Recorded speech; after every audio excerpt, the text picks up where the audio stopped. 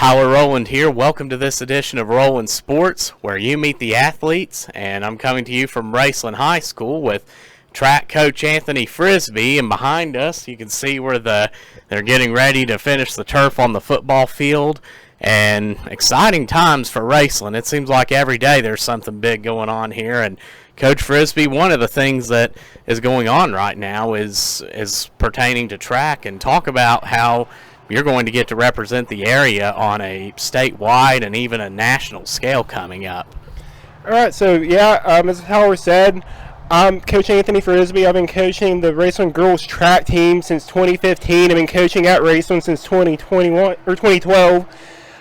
So next weekend, I'm going to be running at the University of Kentucky for the USATE Track and Field National Championships for Masters, which is basically like 25 to like as old as you can get. I think there's like 70, 80-year-olds that run it, but it's the national championship event, and I'll be getting to run against people from all across the country.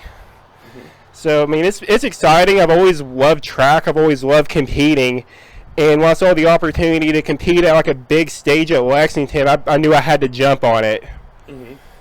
Yes, and talk about your love of track over the years, because you were an incredible athlete here in the 2000s. You've continued that career. You often see people go on to college and play, but maybe get into coaching and not play after. Talk about that love for the sport and how even well after college you've continued to stick with it. So it's been a journey. I mean, I graduated in 2004. I was on the state championship team in 2003. I won the 100, 200, and 400 that year. Senior year, we got fourth in the state. I got fourth in my events that year. After high school, I didn't really know what I wanted to do. I didn't run in college right after high school, and just kind of stayed around. I went to ACTC, then I went to EKU, and I walked onto the track team in 2010. Didn't make the team. It was a whole different level of competition, but I've just always loved it. After I graduated, I ran into Coach Helton, the boys coach, at the track one day, and he asked me if I would be interested in coming out to help. So I was like, yeah, sure, I love track. I came out and I found my calling in coaching. I love it. I love working with the kids, teaching them, what to do, like just, being around the sport. I've competed in open meets here and there over like the past few years, but this is the first time I've competed in probably about 7 or 8 years.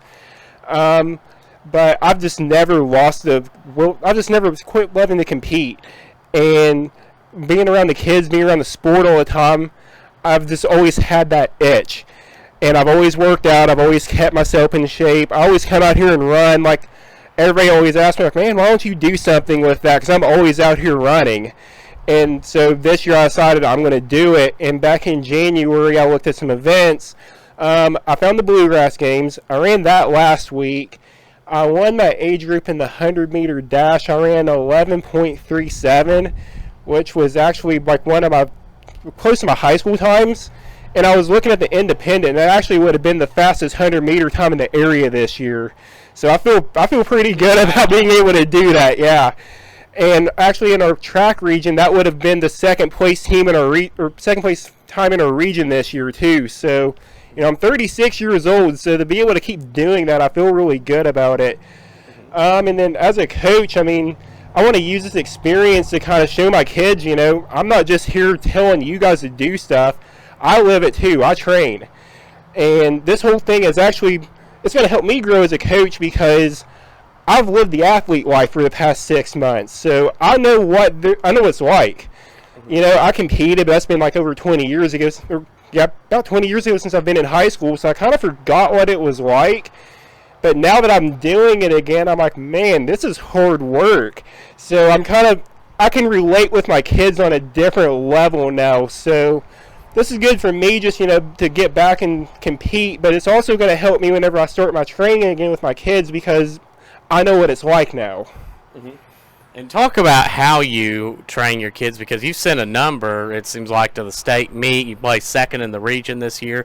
You've had a lot of success coaching and spreading your knowledge of the game. Talk about your training regimen and how you train your athletes. So I study a lot of different coaches. Like, I'm always reading stuff. I'm always doing research. There's a group that I follow. It's called Altus. It's led by like Olympic level coaches, and I do like a lot of continuing education. So I find a lot of stuff from like these coaches, and I modify it to work with the kids that I have. And me, where I work out too, I always try to do some of the stuff to, figure out what's going to work, what's not going to work.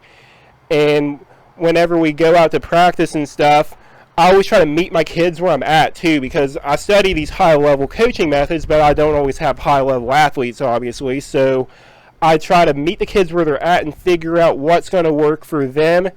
And once I figure that out, then I've customized my training plan to get the kids to where they are. So if I have a kid that's just coming out, isn't really great, I set a goal that I think is realistic for them. And then over time, I try to build that.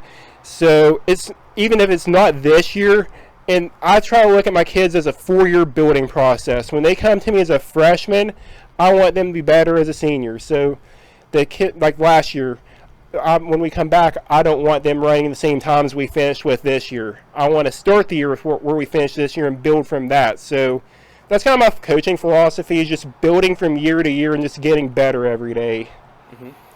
And you're sure in a darn good place right now. Talk about Raceland. You look at things right now. We talked about some of the accomplishments your track team has made.